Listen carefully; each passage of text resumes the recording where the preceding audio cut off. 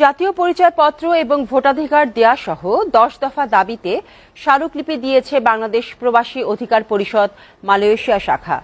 Councillor এবং দূতাবাস প্রধান রুহুল আমিনের কাছে দাবির মোর্চা তুলে দেন সংগঠনের মালয়েশিয়া শাখার 7 সদস্য বিশিষ্ট প্রতিনিধি দল।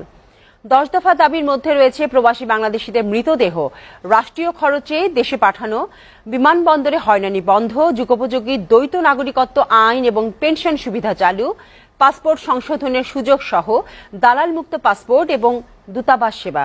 সংগঠনের পক্ষ থেকে 10 দফা দাবি সম্বলিত টেবিল ক্যালেন্ডার দেয়া হয়।